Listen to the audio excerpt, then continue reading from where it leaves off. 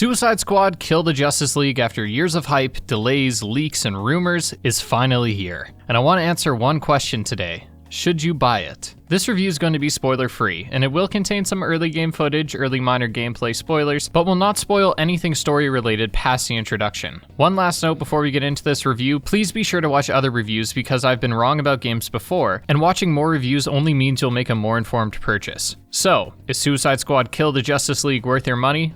Let's find out. The first talking point I want to mention comes up before you buy the game, and that's the fact that Rocksteady were comfortable asking for an extra $30 to play the game 3 days early. It just feels shady to charge so much extra, and what's worse is that just before this early launch, they added Denuvo, a DRM that severely hinders performance on PC. Both of these practices, while not impacting my view of the game as a product, needs to be mentioned because it's just shady. I know I still bought the early access edition, I'm part of the problem, but I have a job to do, and yes, that is how I'm coping. Anyways, let's talk about the game itself. Presentation-wise, the game looks pretty good. Character models here are downright stunning, and it seems Rocksteady is intending on showing that off with how often Harley or anyone else in the cast opts for facial expressions over words. And the designs of all the characters look great too, ranging from Superman to Harley's new look. Metropolis is a city I was constantly astounded by, at least when it came to scale, but when it came to performance, that's a whole other issue. I was excited to see what this game had to offer because a Rocksteady developer had gone on record stating that it was one of the most optimized games they had ever worked on, and credit where it's due, the install size is only 40 gigabytes, close to a third of the latest Call of Duty. However, to call the game optimized would be a flat-out lie. I was running the game at medium settings, 1080p, on a Ryzen 7 3800X, 32 gigabytes of DDR4 RAM, and a 3070 Ti,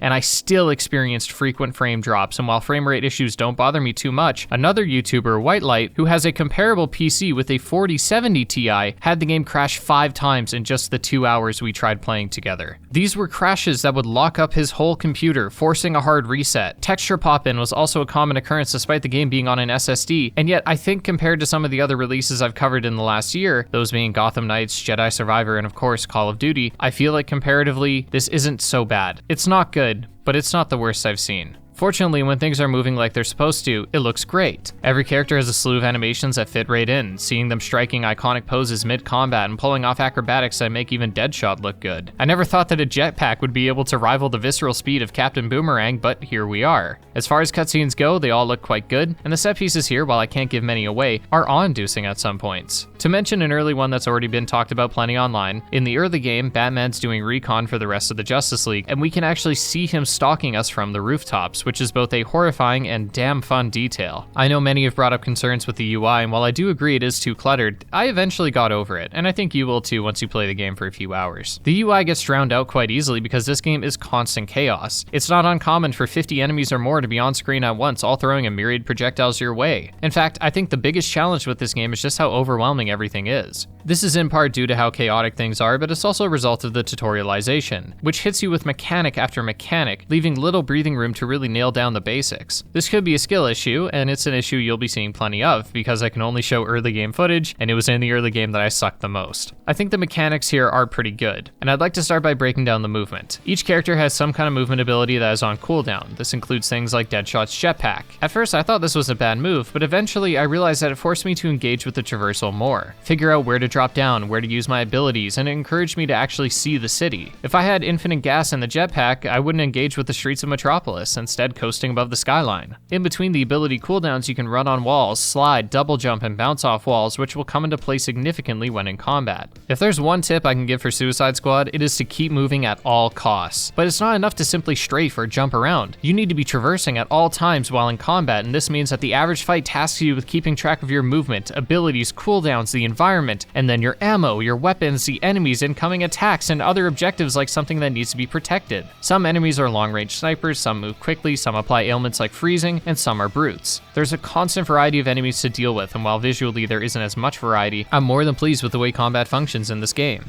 Combat takes a lot of getting used to, as do the controls, but I can assure you that once you get it down, it feels really good. But please, for the love of God, do not go into this expecting an Arkham game. This is technically an Arkham game as it takes place within the same universe, but the gameplay itself is entirely new. Some returning features are here. You can still eavesdrop on your enemies, you'll pick up Riddler trophies, but this is, for the most part, a looter-shooter first. An area where Suicide Squad struggles in gameplay is within the mission objectives. In the first hour of the game, you'll have to protect a point of interest, save civilians, or just fight enemies, and those those 3 missions will almost exclusively be put on rotation throughout the game, when you aren't in boss battles. I need to harp on this issue because it truly plagues the game, especially the second act, but many of the main missions end up feeling like side missions. Go here, kill X, go here, protect X, and while many games can be boiled down to that formula, even the Arkham games in some cases, the difference here was that there wasn't a good excuse to do so. There were many times throughout the story where I felt as though I was going through the motions as early as a few hours in. Fortunately, this isn't everything the game offers, as when it wants to, it can provide some really good set pieces that I can't show, but trust me, there are some high points here. Enough to balance out the lows? Hard to say.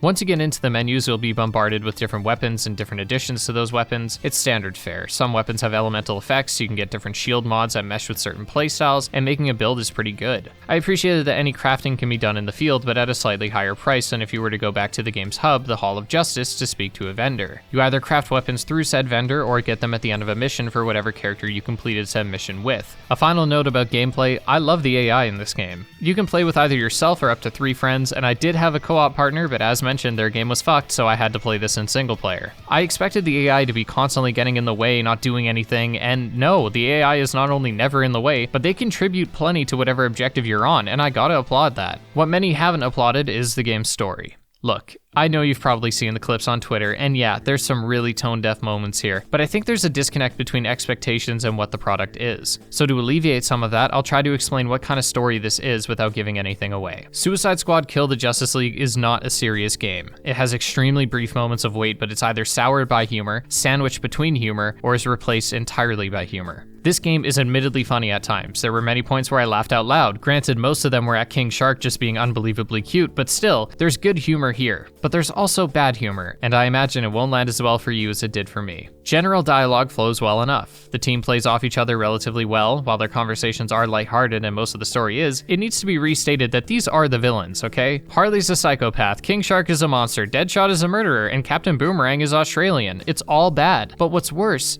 is the pacing. The game starts strong, but the moment you get into the open world, you'll be doing missions that, as mentioned, feel like busy work. Things do eventually ramp up around the halfway point, but man, I hate to say this, but this game has one of the weakest endings to a game I've played in a while. To put it vaguely, your final battle sees you doing 3 side objectives to get into a character's hideout, which takes a fair bit of time, and then every time you damage the boss, they'll heal a chunk of health when they move between being in the arena and letting their goons fight for them. I wish I could be more specific, but the most I can say is that once you do win, once you finish the game, nothing changes. Your efforts feel pointless, and honestly, if you have anything from this game spoiled for you, I wouldn't worry about it. You aren't missing much. The best the story has to offer is those in-between moments where characters are just filling dialogue. There's plenty of scoff-worthy jokes, a couple grins, maybe an exhale, but the story is often lacking necessary context. For example, we don't figure it out in the main story how the invasion happened. We just show up and the Justice League is already possessed by Brainiac, and at first I liked this. I thought, yeah, throw us into the fun stuff and save the world building for later. But they never discuss how it happened at all, simply that it did. It left the story feeling pretty weak, and if reactions from Twitter and other outlets are anything to judge by, I'm likely being too charitable to the story. I will say that in terms of level design and gameplay as a whole, the endgame is where the bread and butter is at. This is common for looter shooters. Think of how good the endgames in some of the Borderlands games are. Many of the characters become more fun with more upgrades, and the grind is pretty solid all things considered. This is something that's hard to gauge because it falls down to how much you enjoy the core gameplay loop, and much of that comes down to game feel. How did the characters feel to you? Too heavy? Too light? Do the controls feel intuitive? Does the gunplay get stale for you? If you enjoyed the base game, then the end game is sure to provide a lot of content for you, but if the main story was a chore, the rest will be too.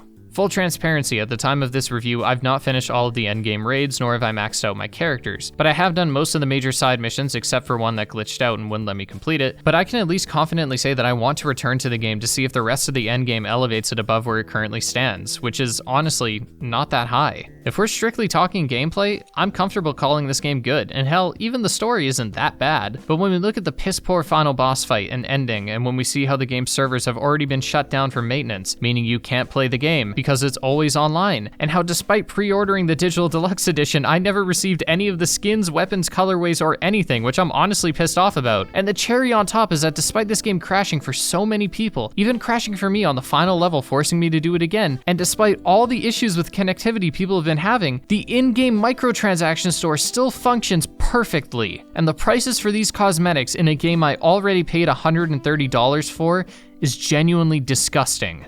I can at least hold out hope for the future characters and content coming with the game's new seasons. Because I think if the issues outlined here are ironed out, specifically performance and glitch related, this game could have some genuine staying power. But as it stands right now, should you buy Suicide Squad, kill the Justice League? I don't think so. It pains me to say it, but I wouldn't feel right recommending this. Maybe if you're a die-hard Arkham fan like myself, you could get some mileage out of it. There's endless references in the game to the Arkham series, but there's just too many issues with the game to recommend it in good faith. It isn't a bad game, I just don't think it's up to par yet. My answer could easily change in the coming months as more patches come out. At the end of the day, I'm still happy a game like this exists. I can't remember the last comic book game I played where you got to play as the villains with this much depth, and it's clear that there is passion in this game. I don't want this review to seem as though I see Rocksteady as this lazy, washed-up studio. That isn't the case. Rocksteady in my eyes is still the titan of the superhero genre and gaming as a whole, and their passion is all over this game, but I just think it needs a bit more time. As always, thank you for watching, and be sure to watch other reviews to make the most informed decision possible, or if you have the luxury, buy the game on Steam and try it for an hour to see how it is, and if you don't like it, request a refund. Thank you to my patrons and YouTube members for supporting the channel. If you want to see these videos early, you can do so by clicking the link in the description. Thanks again for watching, and take care.